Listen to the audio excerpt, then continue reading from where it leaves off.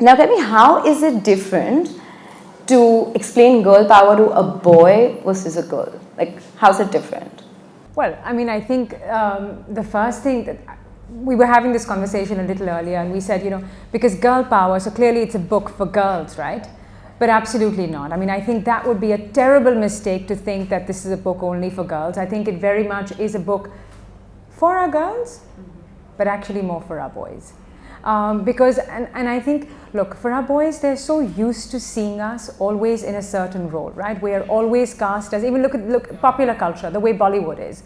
We're always cast as mother, as wife, maximum school teacher, and and those are all wonderful roles. I play those roles with great pride, but it's also time for our boys to see Indian women move beyond that into something that traditionally has been male dominated. So if you flip through the copies that we have for you here today, you'll see these women from as scientists, as scholars, as spies, as sort of coolies and queens and all of it. And I think it's so exciting for our boys to be able to finally see as wrestlers, and I think it's great for them to finally be able to see Indian women in all our different avatars, and not just the same old sort of mother, wife, daughter, teacher, etc. Not always in the caregiving role, but in roles that they haven't seen us in before. If nothing else, it's going to tell them about the competition that's coming down the pike, right? Yeah. So if they take nothing else away from it, they should read this and say, oh my God, I better step up my game because the women are here and they're not going anywhere. No, absolutely. Tell me, I always, and I always say this, that I think each one of us are a product of our childhood. Yeah. And for you to write this, there has to be something that's really ingrained very early on that you really felt, I need to do this. Well, actually, I think it was a reverse for me, if I may be honest. I think I was told in my childhood that I couldn't do many things. And if I were to look around the room, I would bet that many of us were told the same thing. So for instance, I couldn't wear something that exposed my shoulders and exposed my knees at the same time, because that was too much, right? So you couldn't do that. So I think I grew up in an environment where I was always told, well, ladkiyan aise nahi karti, and girls can't do that. If you tell the rebels in this room that a few times, you can't, at some point we're going to turn around and say, you know what? I will, watch me, exactly, watch me. So I think that's what ended up happening. Yeah, so sorry, Mom. So I think that's one of the reasons. So when was that time when you said, okay, I'm going to do this and I'm going to get to girl power? When was the tipping point, like you said, I'm going to write this book? Oh, for girl power? Well, girl power was actually, girl power started a year ago. It started with a little girl named Zoya, who at that time, she's my 7-year-old daughter, at that time she was 7, and she was reading this absolutely marvelous book called Rebel Girls. Most of us have read it and we loved it.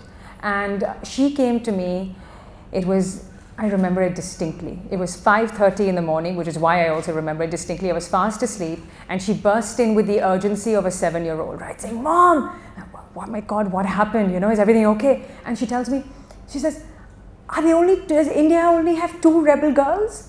And I had no idea what she's talking about. It's 5:30 in the morning. I am still in bed. So I'm like, what do you mean? Look at her. She's clutching that copy of Rebel Girls that she's probably slept with at night. And she says, look, there's only Mary Kom and there's Rani Lakshmi Bai. Both very valid stories, wonderful stories. But there was only 2. And so she said, does India not have any more? I'm still rubbing my eyes. And I said, no, of course we have. And she says, well, like who? And I'm telling her, I said, off the top of my head, Zoya, I can think of Indra Nui, I can think of Savitribai Phule, I can think of Kiran Mazumdar Shaw, I can think of all of these, wonderful stories. Hey. Thank you for coming. Sorry for the delay. No. It's all last minute. Thank you for coming. And we were just, sorry, I'll get back to that question about how girl power started in 1 minute. But before you came in, this entire room, before you walked in, actually championed you a little bit and said, thank you for having a man who stands up, who sits over here and talks about the stories of women and sort of champions that cause. So thank you for coming through for Girl Power. Thank you so much for doing this book, and I've grown up with, I lost my dad really early in life, so I've grown up with women all around me, and some very independent-minded women. Since I come from a Punjabi household, Punjabi women are. But, I had a grandmom, mom, 3 sisters, myself, so I feel very passionately and I understand, not just superficially, women should be encouraged and this and that, it's all rubbish, it's a personality and you should just look at it beyond the gender, just as a personality, a person. But, and then I got married to this wonderful, woman, and it was She as strong-headed as a Punjabi girl. Stronger. The only one stronger than them are Marathi women. So, You've already offended all the Punjabi women and all the Maharashtrian women as well. And yet endeared them. I mean, I would say very fiercely independent. The problem is not the women, the problem is the men. There you go. The men cannot, take some time to, adapt. The women, I'm sorry to digress a little bit. No, go ahead. But the women have evolved by leaps and bounds in our Indian society, as compared to men. We are still pampered, we still are in the notional... Entitled, patriarchal, and we're still, living in that era in our heads, and it's taking men far longer to adapt and understand a woman and her individuality beyond her sex, and it's wonderful that you've done this book and you've done this book in such a palatable way, because I think it's very, very important that not only the girls, the young girls, the little ones on, Trani Book Club go through it, but it's most important that the little boys go through it. That's right. And I have a 14-year-old myself, and we try and make him as compassionate as possible and, make him understand his female side as well, and it's absolutely, I couldn't go through in detail, but whatever I've gone through on the digital copy that you shared with us, it was absolutely fantastic, and there's so many wonderful women in there that we have not even heard of. That's right. And I think it's incredible that you brought out all these women in such a easy to the eyes, easy to the vocabulary, and so it will have a far more very simple title, Girl Power, and so far-reaching and simple. I think it's just fantastic. The animation, the illustrations are so wonderful, and I was actually thinking on the way here, that I saw a series once a long time back on History Channel called The Men Who Shaped America. Yeah, of course. And I was like, there's right here, there's an anthology series right there. That's what I do, so I think from that point of view. I think there's an anthology series right there. There you go. Women who shaped India. Nobody's ever done that. And I think you should actually pursue that. It's fantastic. I'll talk to you later about the filmy connections. No, thank you for saying that. And look, that was very much the idea behind this book, was to also, and we were talking about this right when you came in, is the idea was to celebrate women in all their different avatars, right? Not just as mother, wife, school teacher, nurse, but also, coolie, spy, wrestler, all of that. There's a shooter there. There's Revolver Dadi.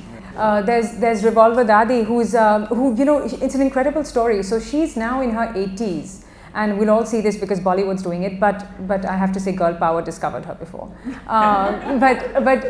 She started. She's a woman, a Dadi in Uttar Pradesh, right? If you were to see her, she looks like every other Dadi, sitting and sort of making rotis for her grandchildren, sort of thing. But this lady happened to go to a shooting range. Happened to find out that she's basically an excellent markswoman, and said, I want to learn shooting. I'm 65 years old, but who cares? I'm going to do it anyway. And she did. At that point, from what I understand, the neighbors would sort of poke fun at her and say, what are you up to, and how can you start doing this at your age? And she said, well, I am. She would practice because at that point there was no equipment, etc. She had to strengthen her arm muscles. So she would hold up jugs of water for hours just to strengthen the muscles in her arm. And today, she apparently, I can't say outshoots, but she's a better markswoman than most of the police officers that she's shot with. It's incredible. She's won every national championship, and she started in her 60s. So it was stories like these. Many of us know the sort of the better known stories, but I think a big part of this book was to talk about some of the unknown stories. Tell me, Neha, how did you go about picking these 50 women? Because you also have, I was just telling these guys that one, I don't see a lot of women in history. Second is some of the women you've really covered from the heartland of India, right? Like example, I love the story of Papi Bin Rabari, right? She's just she used to do thread work and mirror work in a small village, and today her husband has joined her because she employs a lot of women in her village. How did you go about picking each of these women in?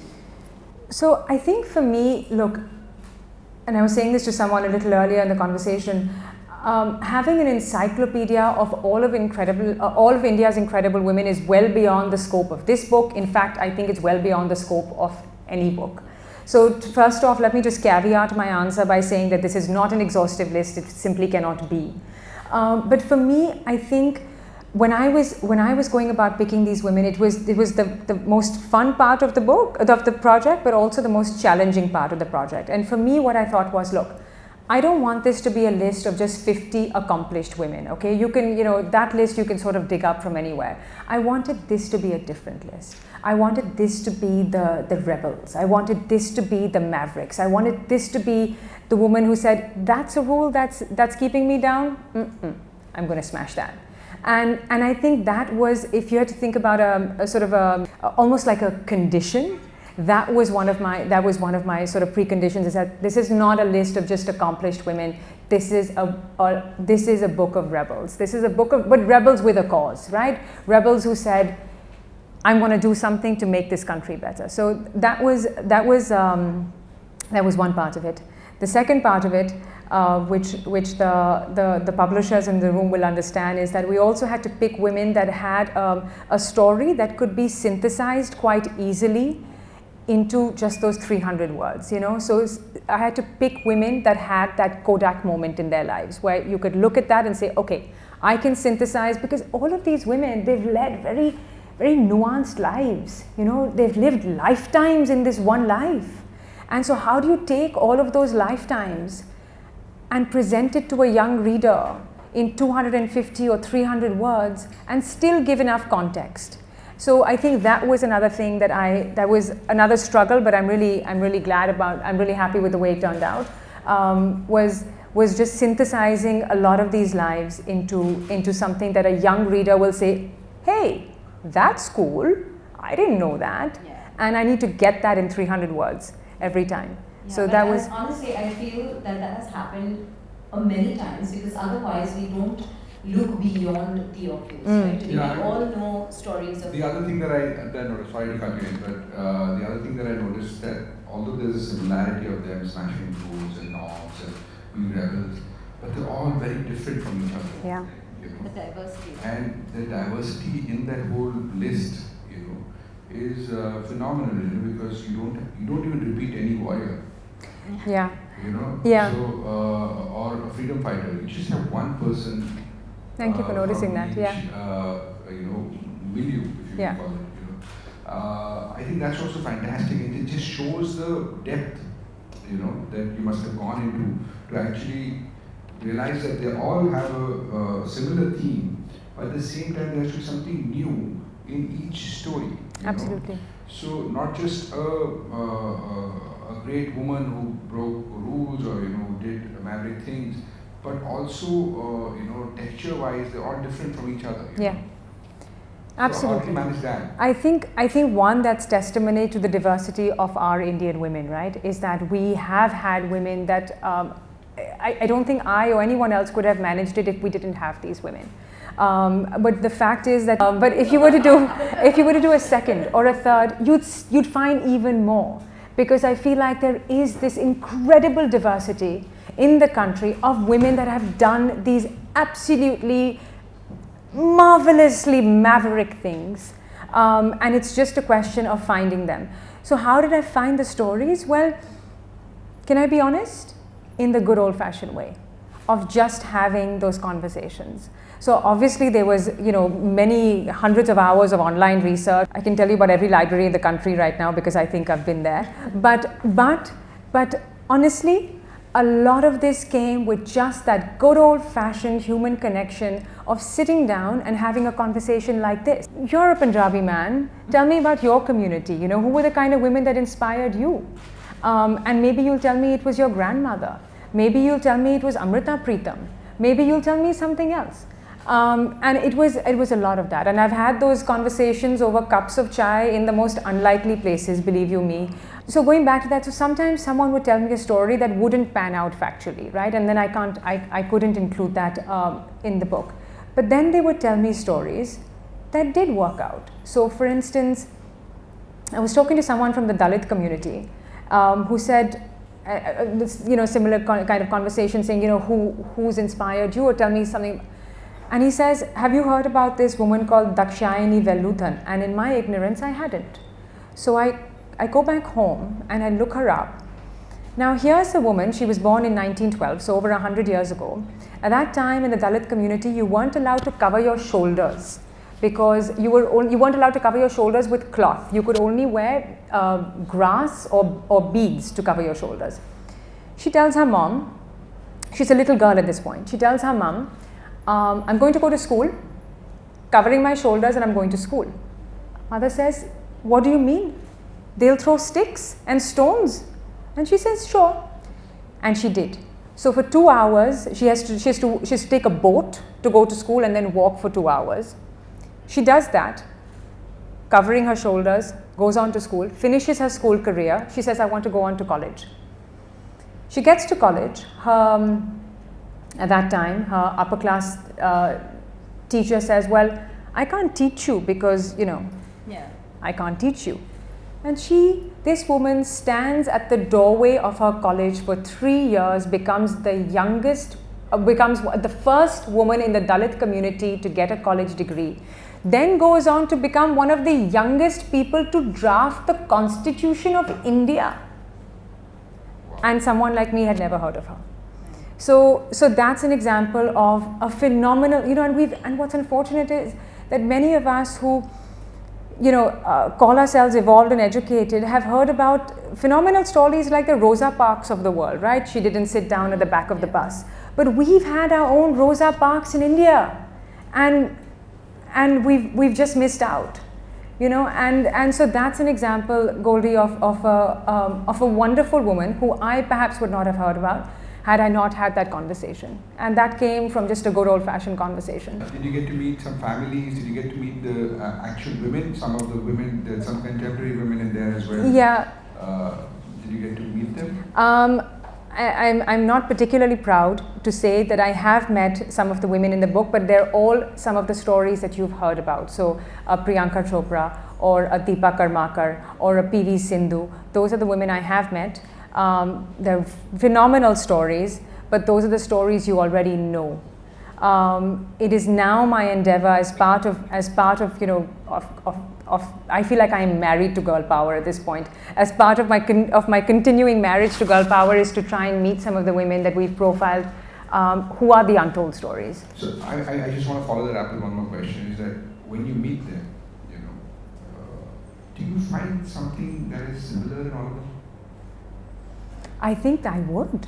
It's a wonderful question, and I will reserve the right to answer you when I've actually had some of these conversations. But I suspect, my hunch is that you're absolutely right. My hunch is that you're absolutely right, that there has to be something in these women that would say, you know what, not on my watch. And I'm looking forward to those conversations. Some of these are also born of circumstance. I would think that one thing that would stand out amongst all the stories would be great. But I think sometimes as women, when we're thrown into deep end, circumstances teach you a lot more than any other school does. So I just feel that each one of the stories, and I've read most of them, I feel was just the woman thrown at the deep end of the ocean. Yeah. Or she was subjected to say, you can't do this. True. Although they are, I think our athletes, for instance, might not be an example of that. They might be an example of saying, well, I want to do this. I want to do this. Or a Priyanka Chopra, for instance, might be an example of saying, I want to do this. Yeah. But I think you're right. I think they would be yourself, the amount of finance it's amazing. No, but I was just going through and I was like, oh my God, Yeah. What are you involved in? What are you doing? It's good fun, actually. It's good fun, and I think for me the causes sort of closest to my heart are education and women's empowerment. Sounds like a bit of a catch-all phrase, but that's what it is. So I read somewhere that you educate the teachers so that the teachers can educate better, right? I used to work for the UN, and after that I was working for an organization actually here in Parel, where very, very close to the office, a wonderful organization called Muktangan. What the problem that India's education sector at that point was facing, we still face it by the way, is that we don't have enough we don't have teachers in our government schools. We simply don't have enough teachers. So we said, all right, fine, we don't have enough teachers, but we have a lot of women from these communities, from the slum communities where Muktangan was running about 10 schools at the time. We've got a lot of women in these communities who believe in these children, because you see, that's the problem. Sometimes you don't have a teacher, sometimes you have a teacher, but that teacher says, in bachon ka kuch nahi hone wala, forget about it. So I'll just sit in my class and I'll read the newspaper because who's going to bother? But then what we found was that the women in these communities, because they were the mothers, the bhabis, the masis of these children, they believed in these kids. So we said, okay, is there an interesting way in which we can set up a pipeline of these enthusiastic, committed women and give them the right sort of pedagogical skills to work in these MCGM schools? And it worked. Wow, that's really incredible. It was really cool. It was, but it was very cool, because you know what? You had to, at the end of the day, I think, and it's going back to the theme of girl power about believing. At the end of the day, you've got to just believe. Did you get some male teachers? We did not. Oh, okay. We did not. It sounds stereotypical, right? That only women can be great teachers. That's true. That's true. I'm just looking at it from a male perspective. Yeah, absolutely. Did any of the guys show up? No, unfortunately they did not. But maybe with your nudge and push in the right direction, we might have some enthusiasm. We might have some enthusiasm from there. Yeah. Neha, did you ever fear that people will think this is a Me Too of the Rebel Girls? Or you take that as a great compliment? Oh, absolutely. Look, I am the first one to say that this book was inspired by the Rebel Girls. I don't shy away from it for an instant. But I think that the thing is that the Rebel Girls is a wonderful, wonderful book. But I wanted to contextualize it for our Indian children, right? And I want to contextualize it for our Indian boys and girls, saying, absolutely read those stories. They're marvelous stories of grit, determination, belief, and what have you. But also realize that right here, homegrown, you've got your own rebel girls, and take pride in that, And like I said, we know a lot of the stories that have come especially out of the US, because Hollywood and popular culture does a great job of disseminating that information, but we don't know our own stories. Dakshayani is a great story of a civil rights activist, but we don't know her story, but everyone in the room has heard of Rosa Parks. So absolutely it is an inspiration. Rebel Girls has been a fantastic inspiration from it. Don't shy away from it for a minute, but this has its own Indian masala that, and its own Indian flavor. And I truly appreciate that, because I also feel that contextualizing that for children of today who have a very short attention span, where parents are struggling to get their kids to read, and contextualizing for kids to read and, just putting it in those 300 words with beautiful illustrations, I'm sure that must be like a tough one. Did you decide that the brevity was key, or? Yeah, I mean, I think for us, what we wanted to do, and again, my editors at Scholastic were instrumental in this. They said, look, we have to get this out to as many kids as possible, right? We need to make this accessible to the boys and girls of the country without compromise. So don't, keep it brief, keep it to the point, and that struck home for me. We were talking about this a little earlier. Is that we all fell asleep in history class. Nobody stayed awake. Did you stay awake? I loved history. Oh God. The rest of us fell asleep, right? Because we had to mug up all of those facts and figures, and then this happened, and then. So we took a very conscious call at the outset that, look, we're not going to get into and then. We're going to keep it really tight. We're going to almost with the filmmaker's lens, right? We're going to keep it just in that frame, in that Kodak moment. But yes, provide enough context so that the child understands the time that you're talking about, the region that you're talking about, the profession that you're talking about. So that was definitely a very sort of a deliberate call to keep it brief, so that we can hopefully reach, this book can hopefully reach as many as possible. I have, this question is very personal to me. I always feel that we always want to talk about achievers, right? I'm sure there are many who've reached there but just didn't make it. And I just feel in times like today, when people face so much pressure, kids from parents, parents from peers, just everywhere. While I know we need to celebrate stories of success, would you ever want to attempt writing stories of women who tried? Maybe they didn't achieve the scale, maybe they didn't achieve the end result. For example, we all celebrated the Chandrayaan so much, right? We all wanted to it was like a personal mission for each one of us. Like it exceeded and succeeded to a certain extent, but it didn't see the culmination that we all wanted. Do you ever want to include or want inspiration for girl power too? I don't know. That's an idea, Scholastic. And I'm thinking of one just off the top of my head of someone I would have wanted to include in our contemporary milieu would be someone like a Miss Malini, for instance. She is, I don't know if anyone's read her biography, but she's a fantastic digital entrepreneur. If I'm not wrong, she started off as an RJ, and today has sort of one of the biggest standalone media sort of conglomerates of the country, and so someone like her, where perhaps it didn't fit into the context of this particular book, but I think we're surrounded by stories like that, right? Of women who are doing extraordinary things. Absolutely. I just feel like it reduces the pressure on the kids sometimes. I just have to be like this, or do I have... sometimes, when my girls read the book, both Rebel Girls, Girl Power, or Women in Science or whatever, and they feel like they want to be that, but I don't want to add the pressure of you have to achieve that. So, there's a difference between aspiration and achievement.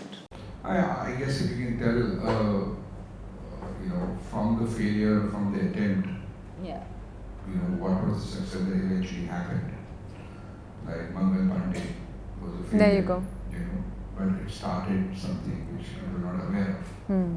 I guess stories like that would probably still end up inspiring people in some way that, you got to try, and I keep on telling my son that, you got to complete it, you got to try it, it doesn't matter. Because I guess those are the stories that are, maybe you'll succeed later, or maybe, you'll learn something which your kid might succeed from, But if you haven't tried, and I think those are the great stories that could be told as well. Absolutely. Absolutely, and I'm thinking back to actually a man's story who's not in the book, but is a friend, and has recently started a tech venture which recently just bombed. And he and I were having this conversation, and I was telling him, I said, look, especially in something like tech, right? You've got to wear that almost as a badge of honor.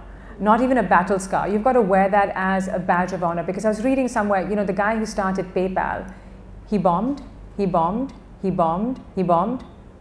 PayPal, right? So, and I think a lot of those stories are out there for our girls and for our boys, where you've just got to keep going, and ultimately, hopefully, you'll land the rover on the moon. Yeah. But you've got to just keep going. Yeah, I just said that because I'm. have to say, not just failure, but you don't stop at failure. Yeah. You have to keep going. Absolutely. I think that, otherwise it won't be inspiring. Also, somebody's failure might be somebody else's route to success. Absolutely.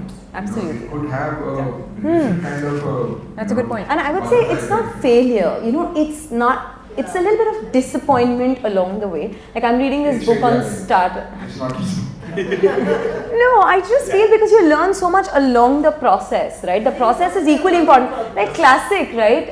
If we were to see the Book My Show founder, right? I don't know why I'm forgetting Ashish, right? Classic example. Started like on a drunk note in South Africa, and he almost was about to shut shop till again he picked up, and then again today where Book My Show is all about history. So there you go. I am because I'm reading a book on startups, which is I almost blew it up, and it only talks about all the times that they thought I'm going to shut shop, but it all just began from there. Yeah. All the mistakes that they could have made, but so I just feel that as parents, authors, publishers, we also need to talk about stories which don't see the expected result, because it just lowers the pressure to achieve so much. Even as a filmmaker, right, you've got to see some element of that Oh, you yeah. try, you fail, you failure, you... On a personal level, I made a movie about 10, 12 years ago called Drona, which was the biggest failure of probably till Anurag beat me to it. It's hilarious. But what I noticed in that, and I somehow, I didn't want to speak about it till, it just came up in my head.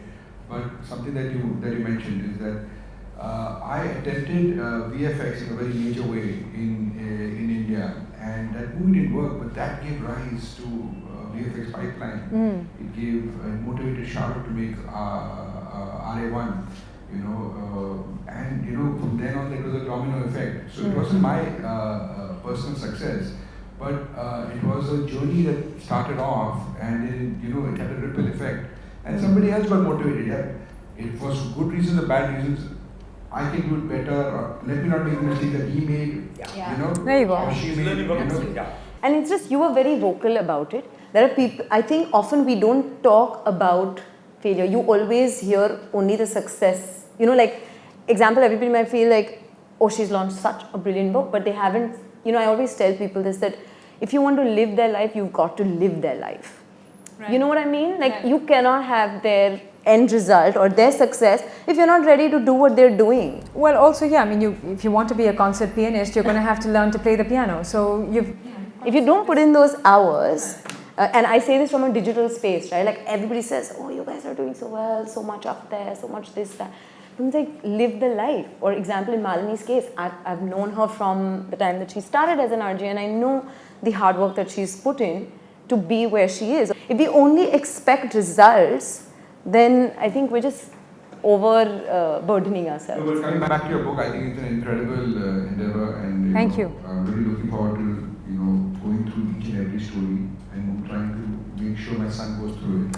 That would be, and I think, like you said, if we can raise feminist boys, then I think that's our job done. And thank you for being a feminist man. I'm just being a man. Well, yes, there you are. You're putting the labels on it. First, the biggest question that people used to fear answering is, what does feminism mean to you? Now we've added feminist man. Now he's gonna really have to think through. Well, look, if he could, should be a person. There you are. And the rest follows. Yeah, I don't know what is the counter of feminist. So that's wonderful then. Well, in a way, it's heartening to hear that the men are finally feeling a bit uncomfortable. They're just confused. They are. They're confused. Yeah, they are. Wait, confused. I'm not uncomfortable. I'm just confused. I don't want to offend. But right, no. But Neha, thank you so much for writing a book which talks about stories from the heartland, because I truly believe that each one of us sitting in this room is not rest of India. And I truly believe that those stories which come out from the heartlands and which have, like you said, about the Dadi learning at the revolver at 65. I think that we need to share those stories now more than ever before with our girls and with our boys. And I'm so glad that there's finally a book who talks about all of those stories. So amazing. Thank you.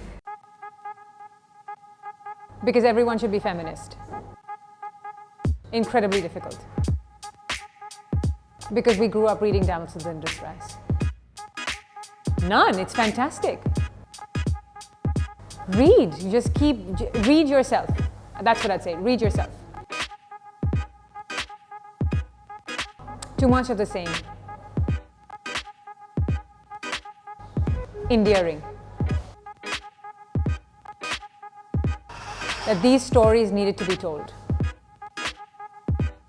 Revolver Dadi. A book on parenting with Penguin. That they have no fear. Anything Roald Dahl, anything Julia Donaldson. Are you kidding? Have you seen the women in this room? Read all day, every day. And dance. I dance a lot more. I think we need to stop shaming. Shame. Oh my God, there's so much to learn every single day. Pick up a book. Unfinished.